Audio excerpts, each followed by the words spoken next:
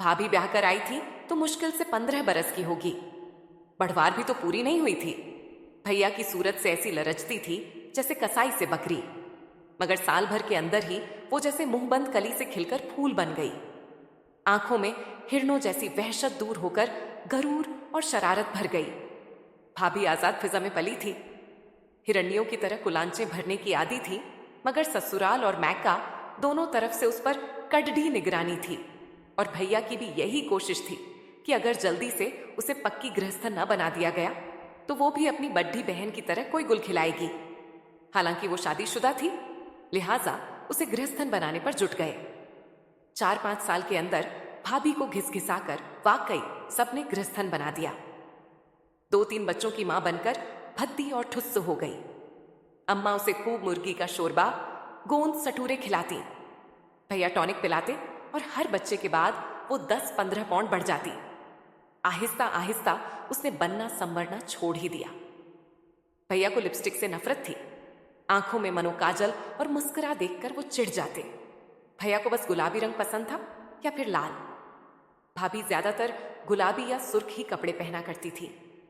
गुलाबी साड़ी पर सुर्ख ब्लाउज या कभी गुलाबी के साथ हल्का गहरा गुलाबी। शादी के वक्त उसके बाल कटे हुए थे, मगर दुल्हन बनाते वक्त ऐसे तेल चुपड़कर बांधे गए थे कि पता ही नहीं चलता था कि वो परकटी मेम है। अब उसके बाल तो बढ़ गए थे, मगर पै दर पै बच्चे होने की वजह से वो जरा गंजी सी हो गई थी। वैसे भी वो बाल कसकर मैली धज्जी सी बांध लिया करती थी। उसके मियाँ को वो मैली कुचैली ऐसी ही बद्धी प्यारी लगती थी, और मैं के ससुराल वाले भी उसकी सादगी को देखकर उसकी तारीफों के गुण गाते थे। भाभी थी बद्धी प्यारी सी, सुगढ़ नक्श, मक्खन जैसी रंगत, सुडौल हाथ पांव, मगर उसने इस बुरी तरह से अपने आप को ढीला छोड़ दिया था कि खमीरे आटे की तरह बह गई थी। उफ, भैया को चैन और स्कर्ट से कैसी नफरत थी। उन्हें ये नए फैशन की बदन पर चिपकी हुई कमीज से भी बड्डी घिन आती थी। तंग मोरी की सलवारों से तो वो ऐसे जलते थे कि तौबा। खैर, भाभी बेचारी तो सलवार कमीज के काबिल रह ही नहीं गई थी। वो तो बस ज्यादातर ब्लाउज और पेटीकोट पर ड्रेसिंग गाउन चढ़ाए घुमा करती। कोई जान पहचान वाला आ जाता तो भी बेतकल्लुफी से वही अपना नेशनल ड्रेस पहने रहती। कोई औपचारिक मेहमान आता तो अमूनन वो अंदर ही बच्चों से सर मारा करती। जो कभी बाहर जाना पड़ता तो लिथाड़ी हुई सी सादी लपेट लेती। वो गृहस्थन थी, बहू थी और चहेती थी। उसे बन संवर कर किसी को लुभाने की क्या जरूरत थी। और भाभी शायद यूं ही गॉडर बनी, अधेड़ और फिर बूढ़ी हो जाती। बहुएं ब्याह कर लाती जो सुबह उठकर उसे झुककर सलाम करती, गोद में पोता खिलाने को देती। मगर खुदा को कुछ और ही मंजूर था। शाम का वक्त था। हम सब लॉन में बैठे चाय पी रहे थे। भाभी पापड़ तलने बावर्ची खाने में गई थी। बावर्ची ने पापड़ लाल कर दिए। भैया को बादामी पापड़ भाते हैं। उन्होंने प्यार से भाभी की तरफ देखा और वो झट उठकर पापड़ तलने चली गईं। हम लोग मजे से चाय पीते रहे।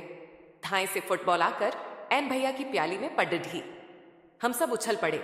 भैया मारे गुस्से के भन्ना उठे। कौन पाजी है? उन्होंने जिधर से गेंद आई थी उधर मुंह करके डांटा।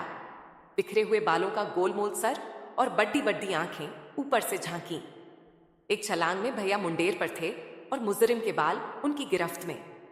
ओ! एक चीख गूंजी और दूसरे लम्हे भैया ऐसे उछलकर अलग हो गए जैसे उन्होंने बिच्छू के डंक पर हाथ डाल दिया हो या अंगारा पकड़ लिया हो। Sorry, I am very sorry, वो हकला रहे थे। हम सब दौड़ कर गए। देखा तो मुंडेर के उस तरफ एक दुबली नागिन सी लड़की सफेद ड्रेन टाइप और नींबू के रंग का स्लीवलेस ब्लाउज पहने अपने बालों में पतली पतली उंगलियां फेरकर खिसियानी हंसी हंस रही थी। और फिर हम सब हंसने लगे। भाभी पापड़ों की प्लेट लिए अंदर से निकली और बगैर कुछ पूछे ये समझकर हंसने लगी कि जरूर कोई हंसने की बात हुई होगी।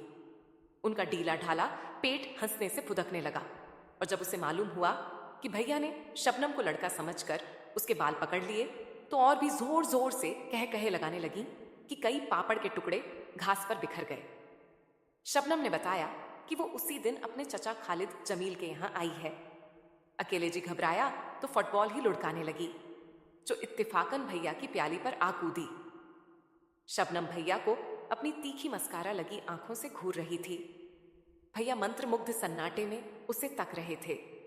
एक करंट उन दोनों के दरमियान दौड़ रहा था। भाभी इस करंट से कटी हुई जैसे कोसों दूर खद्दी थी। उनका फुदकता हुआ पेट सहम कर रुक गया। हंसी ने उनके होठों पर लड़खड़ाकर दम तोड़ दिया। उनके हाथ ढीले हो गए, प्लेट के पापड़ घास पर गिरने लगे। फिर एकदम वो दोनों जाग पड़े और ख्वाबों की दुनिया से लौट आए। शबनम फुदक कर मुंडेर पर चढ़ गई। आइए चाय पी लीजिए, मैंने ठहरी हुई फिजा को धक्का देकर आगे खिसकाया। एक लचक के साथ शबनम ने अपने पैर मुंडेर के उस पार से इस पार झुलाए। शबनम का रंग पिघले हुए सोने की तरह लौ दे रहा था। उसके बाल स्याह भौंरा थे, मगर आंखें जैसे स्याह कटोरियों में किसी ने शहद भर दिया हो। नींबू के रंग के ब्लाउज का गला बहुत गहरा था। होंठ तरबूजी रंग के और उसी रंग की नेल पॉलिश लगाए वो बिल्कुल किसी अमेरिकी इश्तिहार की मॉडल मालूम हो रही थी। भाभी से कोई फट भर लंबी लग रही थी, हालांकि मुश्किल से 2 इंच ऊंची होगी।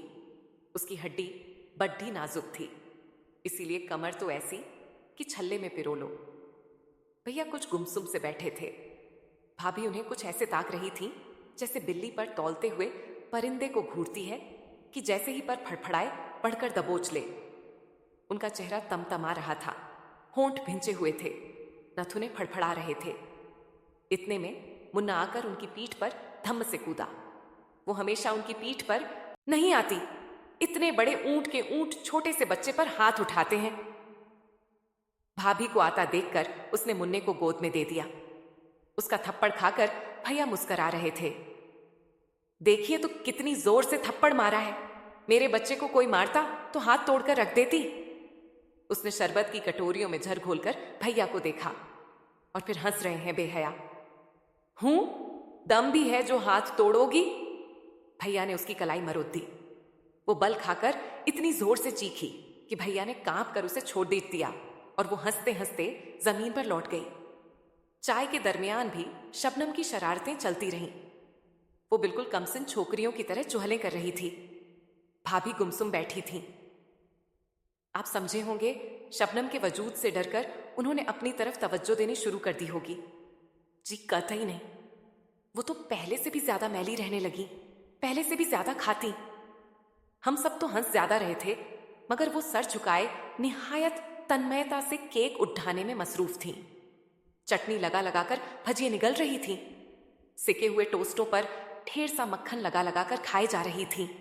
भैया और शबनम को देख देख कर हम सभी परेशान थे और शायद भाभी भी फिक्रमंद होंगी, लेकिन अपनी परेशानी को वो मुर्गन खानों में दफन कर रही थीं।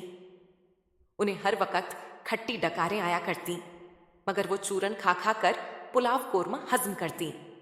वो सहमी सहमी नजरों से भैया और शबनम को हंसता बोलता देखती। भैया तो कुछ और भी जवान लगने लगे थे। शबनम के साथ वो सुबह शाम समंदर में तैरते। भाभी अच्छा भला तैरना जानती, मगर भैया को स्विमिंग सूट पहने औरतों से सख्त नफरत थी। एक दिन हम सब समंदर में नहा रहे थे। शबनम 2 धज्जियां पहने नागिन की तरह पानी में बल खा रही थी। इतने में भाभी, जो देर से मुन्ने को पुकार रही थी, आ गईं।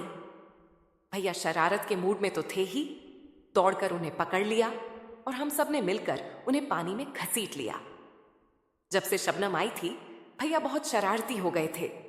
एकदम से वो दांत किचकिचाकर भाभी को हम सबके सामने भींच लेते, उन्हें गोद में उठाने की कोशिश करते, मगर वो उनके हाथों से बोंबल मछली की तरह फिसल जाती। फिर वो खिसिया कर रह जाते, जैसे कल्पना में वो शबनम ही को उठा रहे थे, और भाभी लज्जित होकर फौरन पुडिंग या कोई और मजेदार डिश तैयार करने चली जाती। उस वक्त जो उन्हें पानी में धकेला गया तो वो गठरी की तरह लुढ़क गईं। उनके कपड़े जिस्म पर चिपक गए और उनके जिस्म का सारा भौंडापन भयानक तरीके से उभर आया। कमर पर जैसे किसी ने रजाई लपेट दी थी। कपड़ों में वो इतनी भयानक नहीं मालूम होती थी। ओह, कितनी मोटी हो गई हो तुम, भैया ने कहा। उफ, तोन तो देखो, बिल्कुल गामा पहलवान मालूम हो रही हो। हाँ, 4 बच्चे होने के बाद कमर। मेरे भी तो 4 बच्चे हैं, मेरी कमर तो डनलप पिल्लो का गद्दा नहीं बनी। उन्होंने अपने सुडौल जिस्म को ठोक बजाकर कहा और भाभी मूंग थूथाई भीगी मुर्गी की तरह पैर मारती। झुरझुरियां लेती रेत में गहरे गहरे गड्ढे बनाती मुन्ने को घसीटती चली गई। भैया बिल्कुल बेतवज्जो होकर शबनम को पानी में डुबकियां देने लगे। जब नहा कर आए तो भाभी सर झुकाए खुबानियों के मुरब्बे पर क्रीम की तह जमा रही थीं। उनके होंठ सफेद हो रहे थे और आंखें सुर्ख थीं। गटारचे की गुद्धियां जैसे मोटे मोटे गाल और सूजे हुए मालूम हो रहे थे। लंच पर भाभी बेइंतहा गमगीन थीं, लिहाजा बड़ी तेजी से खुबानियों का मुरब्बा और क्रीम खाने में जुटी हुई थीं। शबनम ने डिश की तरफ देखकर ऐसे फरेरी ली जैसी खुबानियां ना हो, सांप बिच्छू हो। जहर है जहर, उसने नफासत से ककद्दी का टुकड़ा कुतरते हुए कहा और भैया भाभी को घूरने लगे।